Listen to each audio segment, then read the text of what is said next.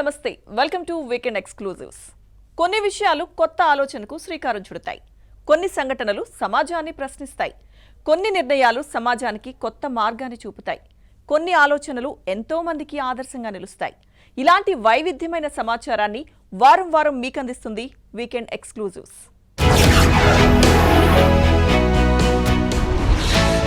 వాననీటిలో పడవ ప్రయాణం, ఇకపై వారి కంటికి కునుకు రాదు. రంగైన రక్తమైన బొమ్మ అదుర్స్, ఇక్కడ తాగడం నిషిద్ధం. ఇలాంటి ఇంట్రెస్టింగ్ విషయాలతో ఇవాల్టి వీకెండ్ ఎక్స్క్లూజివ్స్ రెడీ.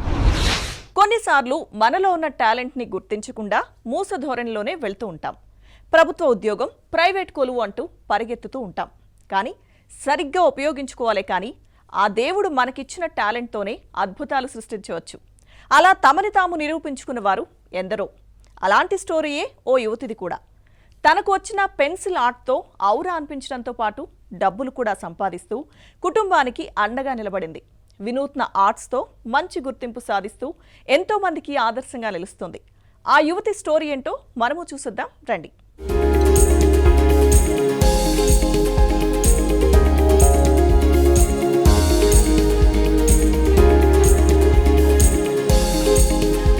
కాదేది కళకు అనర్హం అంటారు పెద్దలు. అవును, ఇది అక్షర సత్యం. మనం అనుకోవాలే కాని కానిదంటూ ఏదీ ఉండదు. పేదింటి ఆడబిడ్డగా పుట్టిన ఇంటికి భారం కాకుండా బాధ్యతగా ఉంటుంది. తన కళతో తన కుటుంబానికి అన్నం పెడుతుంది. ఆడపిల్లలను ప్రోత్సహిస్తే ఐఏఎస్, ఐపీఎస్ఏ కాదు, మంచి ఆర్టిస్ట్ కూడా అవ్వొచ్చని నిరూపించింది.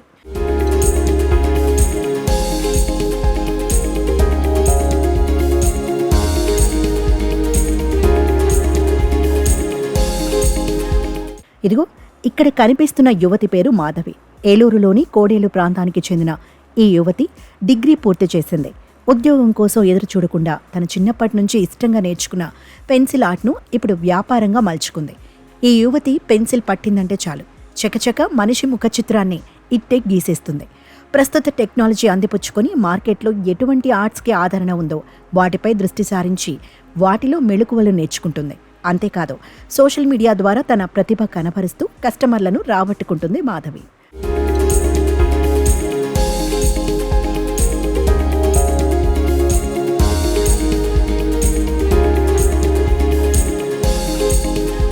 తల్లిదండ్రులు నిరుపేదలైనప్పటికీ తనని కష్టపడి డిగ్రీ వరకు చదివించారు. ఇకపై తల్లిదండ్రులకు భారం కాకుండా కుటుంబానికి ఆర్థికంగా నిలబడాలని లక్ష్యంతో ఆర్ట్స్ వేయటం మొదలుపెట్టానని మాధవి చెప్తుంది. పెన్సిల్ ఆర్ట్పై ఇంట్రెస్ట్ ఉండటంతో స్కూల్లో ఎక్కువ శాతం మనుషుల బొమ్మలు గీయడం ప్రారంభించింది.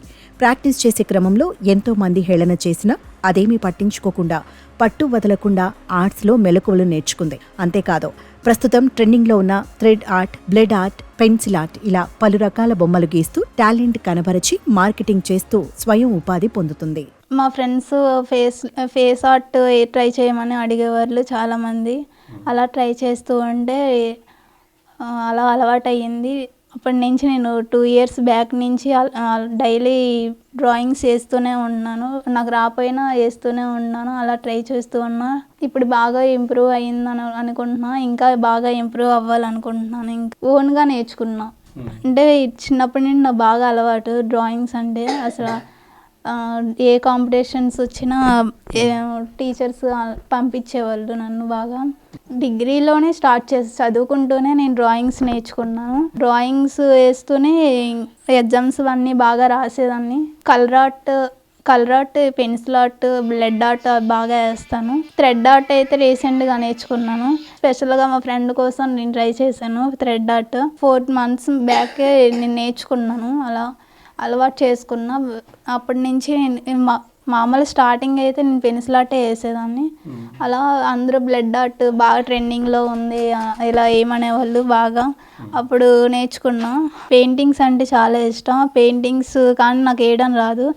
అవి కూడా ఫ్యూచర్లో నేర్చుకోవాలనుకుంటున్నాను. ఇంకా ఫ్యూచర్లో స్టూడియో పెట్టి ఆన్లైన్ క్లాసులు చెప్దాం అనుకుంటున్నాను. ఇలాగా ప్రస్తుతం తనకి వివిధ ప్రాంతాల నుంచి బొమ్మలు గీసే ఆర్డర్లు వస్తున్నాయని, బ్లడ్ ఆర్ట్ కావాలి అంటే బ్లడ్ శాంపుల్ తీసి తనకి కొరియర్ చేస్తున్నారని, తిరిగి ఆర్ట్ వేసిన తర్వాత కొరియర్ ద్వారా కస్టమర్లకు పంపగలుగుతున్నారని మాధవి తెలుపుతోంది. తమ కూతురు చిన్నప్పటి నుంచి బొమ్మలు గీసేదని, తనకి ఎంత నచ్చ చెప్పినా మాట వినేది కాదని మాధవి తల్లి చెప్తుంది. కానీ నేడు అదే ఆమెకు ఉపాధి చూపిస్తుంటే చాలా ఆనందంగా ఉందని తెలిపారు. ప్రస్తుతం ఆడపిల్లలు బయటకు వెళ్లి ఉద్యోగ అవకాశాల కోసం ఇబ్బందులు పడుతున్నారని, బయటకు వెళ్లి ఆడపిల్ల సమయానికి ఇంటికి వస్తుందో లేదో తెలియని పరిస్థితుల్లో తమ కూతురు ఇంటి వద్దనే ఉండి ఇలా ఆర్ట్స్ వేస్తూ స్వయం ఉపాధి పొందుతూ కుటుంబానికి పెద్ద దిక్కులా నిలిచిందని మాధవి తల్లి చెప్తున్నారు. బాగానే ఇప్పుడు బాగానే నేర్చుకుంటుంది. చదువు అయితే పక్కన ఎట్టేది కాదు, చదివే చేసేది. మళ్ళీ నైట్ 10-11 వరకు ఇలాగ చేసుకుంటుండేది. బొమ్మలు ఫోటోలను ఎలా పంపిస్తే అలాగే అచ్చుగుద్దినట్టుగా తీస్తుంది, గీస్తుంది. తన కాళ్ళ మీద నెలకు 30,000-40,000 చేసుకుంటుంది. బయటికి వెళ్ళి ఉద్యోగం చేసే కానీ ఇంట్లో ఉండి చేసుకుంటుంది కదా, మాకు సంతోషంగా ఉన్నది. అన్నీ బయట నుంచి వాళ్ళని చేయించుకుంటుంది, బయట నుంచి తెచ్చుకుంటుంది. కులేరు చేయించాలంటే బండి మీద వెళ్తుంది. ఏముండదు, కాకపోతే ఆ పిల్ల ఇష్టం ఏం చేయాలన్నా చేసుకోమంటారు. ఇంకా అడ్డేం చెప్పరు, తన ఇష్టం మనిషిని. అదేం మంచి పని కదా, చెడు పని కాదు కదా. ఇంక నేనే దెబ్బలాడేదన్నా, ఎందుకు ఆ పిచ్చి గీతలు గీసుకుంటే ఎందుకు, ఏదో జాబ్ చేసుకోవచ్చు కదా, ఏదో టీచర్ జాబ్ ఏదో చేసుకోవచ్చు కదా అని దన్నా. ఒకరి మీద ఆదాయం పడి ఎందుకు ఉండాలి, నా కాళ్ళ మీద నేను బతకాలి కదా అనేసి అలా పడుదల మీద అలా పైకి వచ్చింది ఇప్పటికి. ప్రస్తుతం మాధవి గీసిన ఆర్ట్ బొమ్మలకు ఆదరణ పెరగడంతో నెలకి 30,000 నుంచి 40,000 వరకు సంపాదించగలగడం చాలా ఆనందంగా ఉందని కుటుంబ సభ్యులు చెప్తున్నారు. మొదటి ఆదాయంతో బైక్ కొనుక్కున్నానని ఆనందం వ్యక్తం చేసింది మాధవి. ప్రతిభ, టాలెంట్ ఉంటే వాటినే ఉపాధిగా మలుచుకోవచ్చని మాధవి నిదర్శనంగా నిలిచింది.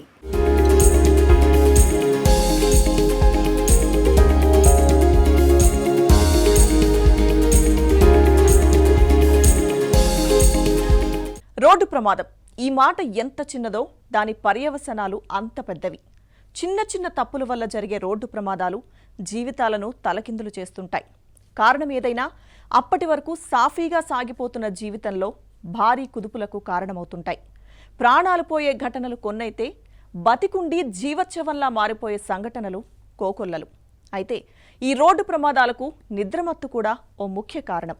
అందుకే డ్రైవర్లకు అనుకోకుండా కునుకు వస్తే అలారం మోగి వారిని హెచ్చరించేలా కేంద్రం ఓ ప్రాజెక్టును తీసుకొచ్చింది.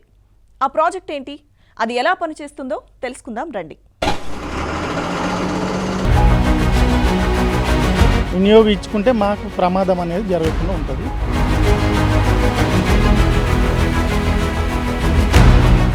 నిద్రపోయిన సౌండ్ వస్తుంది.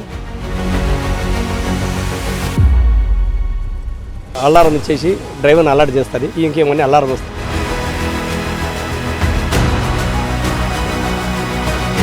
డ్రైవర్ దీన్ని కాన్షియస్గా నడపలేడు అనేది పాయింట్స్ యాడ్ అవుతుంది అన్నట్టు.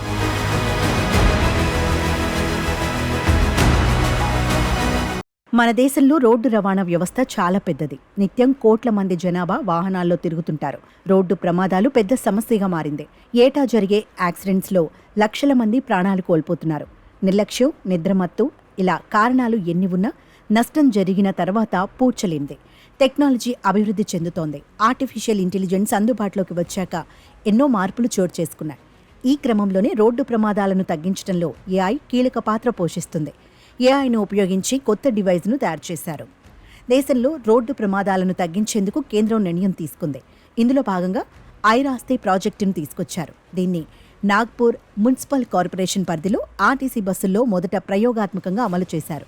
ఇప్పుడు తెలంగాణలోని 5 బస్ డిపోల పరిధిలో కూడా ఐరాస్తే ప్రాజెక్టును అమలు చేస్తున్నారు. IIIT, INAI సెంటర్, తెలంగాణ ప్రభుత్వం, TGSRTC ఈ ప్రాజెక్టులో భాగస్వాములుగా ఉన్నాయి.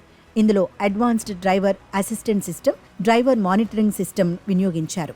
Prototype, sim card, 4G modem, Mobileye అనే సెన్సార్ ఉంటాయి. GPS ట్రాకింగ్ కూడా ఉంటుంది. ఏఐ ఆధారిత ఈ డివైజ్ను బస్ అద్దానికి ఉంచుతారు. డ్రైవర్ను రియల్ టైంలో ఈ డివైజ్ అలర్ట్ చేస్తుంటుంది. ఎలాంటి ప్రమాదాలు జరగకుండా ముందు జాగ్రత్తలు చేస్తుంటుంది. తెలంగాణలో ఒకే రూట్లో వెళుతున్న 200 బస్సుల్లో ఈ డివైజ్ను అమర్చామని ఐరాస్తే ప్రాజెక్టు నిర్వాహకుల్లో ఒకరైన పృథ్వీ చెప్పారు. మరో 200 బస్సుల్లో డివైజ్ లేకుండా నడుపుతున్నట్లు చెప్పారు. డివైజ్ ఉన్న బస్సులకు ప్రమాదం తగ్గాయని ఆయన వెల్లడించారు. మనకి 4 అలర్ట్స్ ఇస్తుంటుంది. అది on time real time alerts అంటాం దీన్ని. ఇదేం ప్రీ రికార్డెడ్ కాదు, లేకపోతే ఇదేం ఆల్గోరిథం సెట్ చేసి దీన్ని అంతా కంప్యూటర్లో పెట్టి చేసినట్టు కాదు. రియల్ టైం డ్రైవర్ కన్ను మూసుకుంటుండంటే ఇమ్మీడియట్గా డ్రైవర్కి నువ్వు నిద్రపోతున్నావు అని ఇంటిమేషన్ ఇస్తుంది. డ్రైవర్ ఇండికేటర్ వేయకుండా లేన్ మారుతుందంటే ఇమ్మీడియట్గా విత్ ఇన్ సెకండ్స్లో డ్రైవర్కి ఇది ఇస్తుంది. సపోజ్ డ్రైవర్ ఓవర్ స్పీడింగ్ అవుతున్నాడు, ముందు ఇంకో వెహికల్ ఉన్నది, మనకి డ్రైవర్కి ఆ డివైస్ డ్రైవర్ హై స్పీడ్లో ఉంటే మనకి 7 to 8 seconds ముందే డ్రైవర్కి అలర్ట్ ఇస్తుంటుంది, ఒక బీప్ సౌండ్ వస్తుంది. దాన్ని బట్టి డ్రైవర్ బ్రేకింగ్ చేసుకోవాలి. సో ఇట్లాంటివి 5 అలర్ట్స్ ఉన్నాయి. మనం ఎవరన్నా మనిషి రోడ్ దాటుతున్నప్పుడు దూరంలో, అది బస్సు విండ్షీల్డ్ చాలా పెద్దది కాబట్టి ప్రతి చూడడం ఎక్కడో ఒక చోట మిస్ అవ్వచ్చు మనం. సో అది డ్రైవర్కి అక్కడ పెడిస్ట్రియన్ ఉన్నాడు, అక్కడ సైకిల్ వాళ్ళు ఉన్నారు అని చెప్పి ముందే ఇంటిమేషన్ ఇస్తే డిఫరెంట్ సింబల్స్తో డిఫరెంట్ అలర్ట్స్, డిఫరెంట్ సౌండ్స్ వస్తాయి డ్రైవర్కి. సో అంటే ఈ ప్రాజెక్ట్ వల్ల ఎలాంటి చేంజెస్ మీరు గమనించారు యాక్సిడెంట్స్ పరంగా కానీ?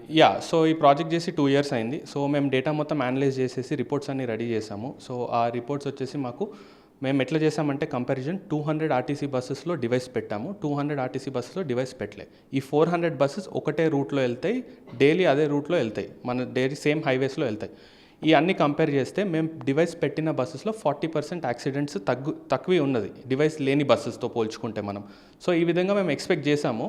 మా టార్గెట్ ఇంకొంచెం ఎక్కువ ఉండే, but still 40% is not small, it's big amount.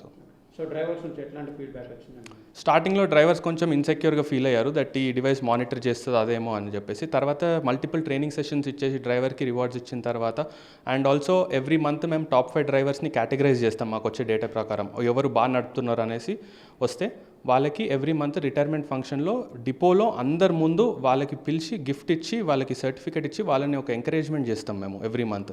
So దీనివల్ల డ్రైవర్స్కి ఏమర్థమైంది అంటే ఈ డివైస్ మనకే హెల్ప్ఫుల్ ఏమో, పెట్టింది మన కోసమే సో అని చెప్పేసి మంచి ఫీడ్బ్యాక్ వచ్చిన డ్రైవర్ నుంచి. ఈ రోజుకి కూడా ఏ డిపోకి వెళ్ళి ఏ టీఎస్ఆర్టీసీ డ్రైవర్నన్నా మీరు కనుక్కోండి దట్ ఈ డివైస్ పెట్టిన ఫీడ్బ్యాక్ ఏంటి అంటే ప్రతి వాళ్ళు చెప్పేది ఒకటే, మాకు ఇది నైట్ టైంలో చాలా బాగా హెల్ప్ చేస్తుంది ఈ డివైస్, మమ్మల్ని నిద్రపోకుండా ఆపుతున్నది. అక్కడ దాదాపు 60-70 ప్యాసింజర్స్ ఉంటారు, ఆ 60-70 ప్యాసింజర్స్ని కాపాడేది ఒకటే డ్రైవర్. సో అతన్ని నిద్రపోకుండా కాపాడుతున్నది, ఫోన్ మాట్లాడి డిస్ట్రాక్ట్ అవ్వకుండా కాపాడుతుందంటే ఇది చాలా మంచి డివైస్ అని ప్రతి ఒక్కరు పాజిటివ్ ఫీడ్బ్యాక్ ఉన్నది. వినియోగించుకుంటే మాకు ప్రమాదం అనేది జరగకుండా ఉంటుంది.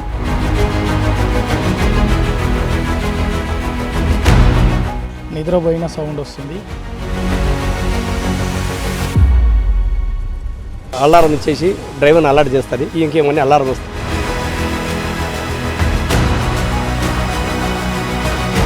డ్రైవర్ దీన్ని కాన్షియస్గా నడపలేడు అనేది పాయింట్స్ యాడ్ అవుతుంటాను.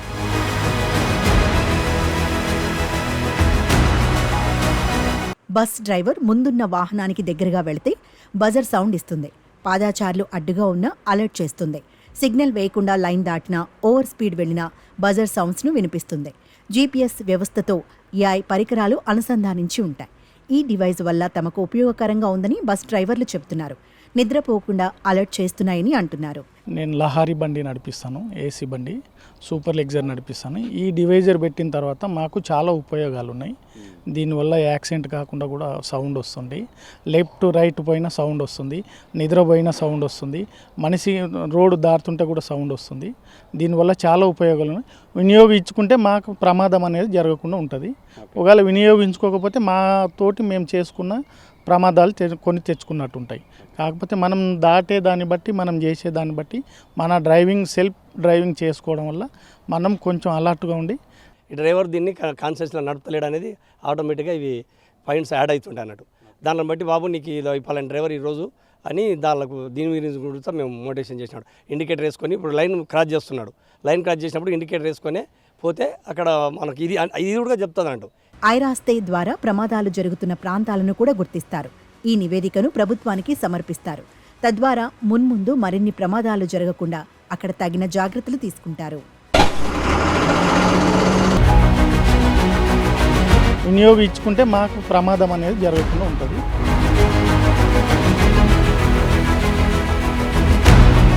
నిద్రపోయిన సౌండ్ వస్తుంది.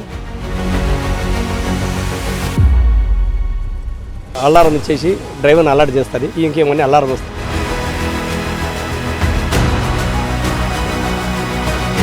డ్రైవర్ దీన్ని కాన్షియస్గా నడపలేడు అనేది పాయింట్స్ యాడ్ అవుతుంటాను.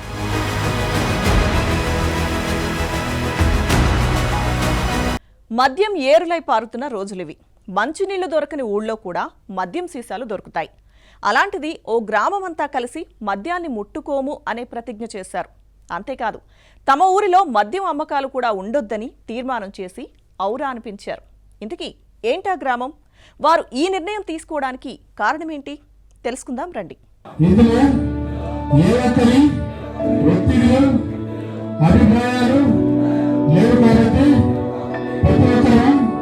స్వచ్ఛందంగా మద్యపానం చేయడానికి అమలు చేసేందుకు ప్రమాణం చేస్తున్నారు.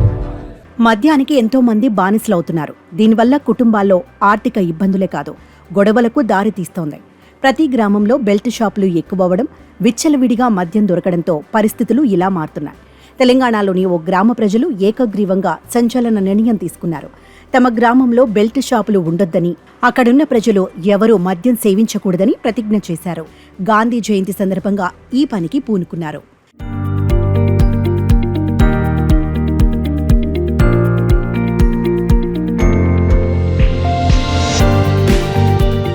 సూర్యాపేట జిల్లా ఆత్మకూరు ఎస్ మండలం గట్టికల్ గ్రామంలో ప్రజలు ఈ సంచలన ప్రతిజ్ఞ చేశారు. గాంధీ జయంతి సందర్భంగా సంపూర్ణ మద్య నిషేధం కోసం ఏకమయ్యారు. అందరూ కలిసి మాట్లాడుకుని మద్యం వల్ల కలుగుతున్న ఇబ్బందుల గురించి అవగాహనకు వచ్చారు. దాంతో ఆ మహమ్మారిని గ్రామం నుంచి దూరం చేయాలని నిర్ణయానికి వచ్చారు. ఈ క్రమంలో తీర్మానాలు, ప్రతిజ్ఞలు చేశారు. గ్రామంలో బెల్ట్ షాపులు కనిపించకూడదని ర్యాలీ నిర్వహించారు. గట్టికల్లు గ్రామంలోని అఖిల పక్షాలు, యువజన సంఘాల ఆధ్వర్యంలో ఈ ర్యాలీ చేపట్టారు.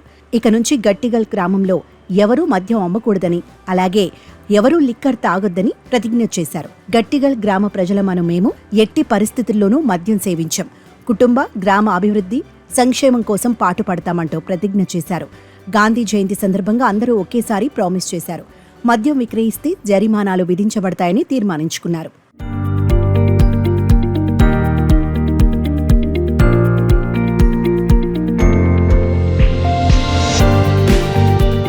బెల్ట్ షాపుల వల్ల మద్యానికి బానిస అవుతున్నారని, దీనివల్ల ఎన్నో ఇబ్బందులు పడుతున్నామని అంటున్నారు గట్టిగల్ గ్రామస్తులు. అందుకే సంపూర్ణ మద్యపాన నిషేధం కోసం ముందడుగు వేశామన్నారు. రాష్ట్రంలో గట్టికల్ గ్రామాన్ని అగ్రస్థానంలో నిలపాలని అనుకుంటున్నామని వారు చెబుతున్నారు. నా పేరు గుండు లింగయ్య. మాది గట్టికల్ గ్రామం, ఆత్మకూరు మండలం, సూర్యాపేట జిల్లా. మా ఊరు బెల్ట్ షాపులు బంద్ చేయాలని మా గ్రామస్తులంతా ఏకగ్రీవంగా తీర్మానం చేసుకున్నాము. గాంధీ జయంతి సందర్భంగా మా ఊరు మద్యపాన నిషేధం చేద్దామని గ్రామ ప్రజలందరూ ఏకాభిప్రాయంగా ఒక్క దాటి మీదకి వచ్చి బంద్ చేయాలనుకున్నాం. బంద్ చేస్తాం. రాష్ట్రంలో మా గట్టికల్లు గ్రామం నెంబర్ 1 కావాలని, బెల్ట్ షాపులు బంద్ చేయాలని మా గ్రామస్తులంతా ఏకగ్రీవంగా తీర్మానం చేసుకున్నాము. ఈ బెల్ట్ షాపుల వల్ల కుటుంబాలు ఆగమైపోతున్నాయి. భర్త భార్యలు ఎడబాసిపోతుండ్రు, ఎకరాలకు ఎకరాల భూములు అమ్ముకొని ఆగమైండ్రు. ఇప్పటికైనా బెల్ట్ షాపులు బంద్ చేసి మా ఊరు సభ్యులంతా, యువజన సంఘాలు, మహిళా సంఘాలు, పార్టీ సంఘాలు అన్ని ఏకదాటికై ప్రమాణం చేసిర్రు. ఈ బెల్ట్ షాపులు పూర్తిగా బంద్ చేసి తెలంగాణ రాష్ట్రంలో మా ఊరిని నెంబర్ 1 ఊరుగా అభివృద్ధి చేసుకున్నామని మా యొక్క అభిప్రాయం. మద్యము బంద్ చేయాలి. ఎందుకంటే చాలా ఇబ్బంది, వాటి వల్ల చాలా అనారోగ్యాలు, చాలా ఊళ్ళో ఇబ్బందులు అవుతున్నాయి. పొద్దున్నాక 1000 రూపాయల కూలీ పోయిస్తున్నాడు. 1000 రూపాయల కూలీ పోయి వచ్చి అలా ఇంటికి తేయకుండా, భార్య పిల్లల్ని ఇవన్నీ చూసుకోకుండా చాలా ఇబ్బందులు పడుకో పోయి డైరెక్ట్ మద్య షాపులకి పోయి తాగి వచ్చి ఇంటికాడ ఏ డబ్బులు అంటే లేవు, తాగి వచ్చిన గొడవ. పిల్లలకు రేపు ఫీజులు కట్టాలన్నా ఏమైనా చేయాలన్నా ఇబ్బంది. పంట వేసినాం, పంటకు కూడా కనీసానికి పంట వేసి పని చేయకుండా అవుతుండు. ఇప్పుడు ఆ పనికి పోయి వచ్చి తాగి సప్పుడు గంట పంతే పొద్దున్నాక కూలీ పోయి వచ్చిన ఆ డబ్బులు కూడా తీసుకొచ్చి 300 వచ్చినాయి అనుకో, 300 కూడా తీసుకుపోయి నువ్వు ఖర్చు పెడుతున్నావు. వచ్చి ఈ వందాంగా తెద్దాం, పొలాన్ని మంది తెద్దాం, ఈ పంట పొలానికి తెద్దాం అంటే లేవు, తాగి వచ్చిన అనటం. ఇలాంటివి చాలా ఇబ్బందులు అవుతున్నాయి. ప్లస్ ఆ పంట పొలాల బాగా యువత SRSP కాలువల పంటి బీర్లు సాయంత్రం పూట తెచ్చుకొని తాగా యువత మొత్తం తెరలవుతారు ఈ మద్యం వల్ల. ఈ పలగదెంగటం తాగిన వాళ్ళు ఊకపోరు, తాగి సిద్ధంగా అటు ఇటు కొట్టడం, ఈ రైతులకు పొద్దున్నాక కూలీళ్ళు వస్తే వాళ్ళ గుచ్చుకోవడం, ఈ గొడ్ల గుచ్చుకోవడం, చాలా ఆరోగ్యం ఎంత ఇబ్బందులు అవుతున్నాయి. హాస్పిటల్ పాలవుతున్నాం.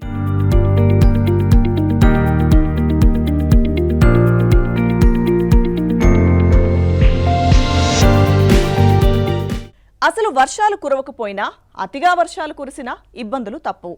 ఇటీవల ఏపీలో కురిసిన వర్షాలు సృష్టించిన బీభత్సం ఎలాంటిదో ప్రత్యేకంగా చెప్పనక్కర్లేదు. నెల రోజులు దాటినా ఇంకా కొన్ని ప్రాంతాల్లో వరద ప్రభావం తగ్గలేదంటే పరిస్థితిని అర్థం చేసుకోవచ్చు. కొల్లేరు ప్రాంతంలోని కొన్ని గ్రామాలు ఇంకా వరదలోనే మునిగి ఉన్నాయి. రోడ్లు మునిగిపోవడంతో రాకపోకలకు వారు పడుతున్న ఇబ్బందులు చూస్తే జాలి కలగక మానదు. ఇంతకీ వారికి ఇప్పుడున్న ప్రయాణ మార్గం ఏంటి? ఎంత ప్రమాదకరంగా వారు ప్రయాణిస్తున్నారు? Watch the story. ఇటీవలి ఏపీలో భారీ వర్షాలతో వరదలు సంభవించిన విషయం తెలిసిందే. ముఖ్యంగా విజయవాడ నగర ప్రాంతంలో భారీ వరదలొచ్చాయి. దాంతో చాలా ప్రాంతాలు నీట మునిగాయి. విజయవాడ కోలుకుంటోంది. కానీ వరదలు సంభవించి నెల రోజులు గడుస్తున్నా కొల్లేరు గ్రామాలు మాత్రం కోలుకోలేదు. దాదాపు 10 గ్రామాల ప్రజలు వరద నీరు వల్ల ఇప్పటికీ ఇబ్బంది పడుతున్నారు. ముఖ్యంగా కృష్ణా జిల్లా పెనుమాకు లంక ప్రజల పరిస్థితి మరింత దారుణంగా ఉంది. వరదలు సంభవించి 28 రోజులవుతోంది. కానీ పెనుమాలంకతో పాటు కొన్ని గ్రామాలపై ఈ ప్రభావం కొనసాగుతూనే ఉంది. ఇంకా వరద నీరు గ్రామాలను చుట్టుముట్టే ఉంది. పెనుమాలంకకు వెళ్లాలంటే పడవ ప్రయాణం తప్ప మరో మార్గం లేదు. రహదారి మొత్తం వరదలకు కొట్టుకుపోయింది. గ్రామ ప్రజలంతా తీవ్ర ఇబ్బందులు పడుతున్నాయి. 2 వైపులా ఉన్న మార్గాలు వరద నీటిలోనే ఉండిపోయాయి. వీరు ఈ సమస్యను ఇప్పటి నుంచి కాదు, గత కొన్నేళ్లుగా ఎదుర్కొంటూనే ఉన్నారు. సరైన రోడ్డు సదుపాయం కూడా లేదు. అలాగే గ్రామానికి బస్సు సౌకర్యం కూడా లేదని చెబుతున్నారు గ్రామస్తులు. అయితే గతంలో ఎప్పుడూ లేనంత వరదలు ఈసారి సంభవించాయని, అందుకే 28 రోజులు గడుస్తున్నా వరద నీరు చుట్టుముట్టే ఉందని చెబుతున్నారు. అధికారులు వచ్చి వెళుతున్నారు తప్ప ఏమీ జరగడం లేదంటున్నారు పెనుమాలంక ప్రజలు. ఆర్థిక సాయం చేస్తామని చెప్పినా రూపాయి కూడా అందలేదని అంటున్నారు. మాకు చిన్నప్పటి నుంచి కూడా ఈ మా గ్రామంలో ఎప్పుడు కూడా రహదారి సదుపాయం అనేది ఏ అధికారులు పట్టించుకోవట్లేదు. కాబట్టి ప్రతి సంవత్సరం ఆ రోడ్డు ములుగుతూనే ఉంటుందండి. ములిగినప్పుడల్లా ప్రతి సంవత్సరం పడవ మీద వెళ్తూ ఉంటాం, ఇలాగే వస్తూ ఉంటాం. ఈ సంవత్సరం ఇంకా భారీ ఎత్తున ఎక్కువ ములిగిందండి. అయినా సరే 28 రోజుల నుంచి మేము పడవ ప్రయాణం చేస్తున్నాము. పెనుమాలంకను వరద ముంచెత్తడంతో ఏలూరు వెళ్లారు కొందరు. ఇప్పుడు వరదలు కాస్త తగ్గాయని వచ్చినా రోడ్లు, బస్సు సదుపాయం లేక ఇబ్బందులు ఎదుర్కొంటున్నట్లు చెప్పారు. రోడ్లు మునిగిపోవడంతో ప్రయాణం చేయడం సవాల్గా మారిందని అంటున్నారు. అధికారులు ముందుకు వచ్చి రోడ్లు వేయించాలని కోరుతున్నారు. మాది వెన్నన్పూడి. ఇక్కడ అమ్మ వాళ్ళు డెలివరీ అయినాక ఇక్కడికి వచ్చాను. ఇక్కడ వరదలు వచ్చేసినాయని ఏలూరు వెళ్ళాం. ఇక్కడ ఉండలేక పాపతో ఇబ్బంది అవుతుందని ఏలూరు వెళ్ళాం. ఇక్కడ తగ్గినాయి అన్నారని ఇప్పుడు వచ్చాం. చాలా రోజులు అయింది, పోలేదు, ఇంకా తగ్గలేదు. ఇప్పుడు తగ్గింది అన్నారని ఇంకొచ్చాం. ఇప్పుడు ప్రెసెంట్ బస్సు ఒకటి అయితే చాలండి. బస్సు లేదు. ఇప్పుడు వేరే ఊరు వెళ్ళడానికైనా బస్సు లేదు. ఇక్కడ ఆటోలు కూడా ఏమి ఉండవు. బండ్ల మీదే ఓన్ బైకులు ఇంకా వెళ్ళాలి తప్ప, ఓన్ వెహికల్ ఉండాలి తప్ప ఇంకేం లేదు. ఇక్కడ బస్సు ఏమైనా ఉంటే సదుపాయం ఉంటే బాగుంటుందని అంతే. పెనుమాలంకలోని కాలనీల్లో ఉన్న రోడ్లు కూడా ధ్వంసమైపోయాయి. కొందరు ఇళ్లు కోల్పోయారు. రైతులు చాలా మంది పంట నష్టపోయారు. వారికి సాయం చేసి ఆదుకోవాలని కోరుతున్నారు. అలాగే గ్రామానికి చాలా కాలంగా లేని రోడ్డు, బస్సు సౌకర్యాలను కల్పించాలని వేడుకుంటున్నారు. చూశారు కదా కొల్లేరు గ్రామాల పరిస్థితి. నిజంగా ఈ కొల్లేరు గ్రామాల్లో ఇంకా వరద ముప్పు ఇంకా అలాగే ఉందని కనిపిస్తుంది. దాదాపు రహదారులు లేక పడవ ప్రయాణాలకే వీళ్ళు అంకితమయ్యారు. అయినప్పుడు కూడా వీళ్ళు ఈ గ్రామం నుంచి ఒకటి మాత్రం గట్టిగా డిమాండ్ చేస్తున్నారు. అది కూడా వాళ్ళకి రహదారి కావాలని చెప్పి, దాంతోపాటు ఒక బస్సు ఈ గ్రామానికి వేస్తే చాలా మాకు ఉపయోగకరంగా ఉంటుందని చెప్పి కూడా ఈ గ్రామస్తులు కోరుకుంటున్నారు. మరో ఎపిసోడ్తో మళ్ళీ మీ ముందుకు వస్తాను. కెమెరామెన్ మహితో ఆలి, పెనుమాక గ్రామం నుంచి.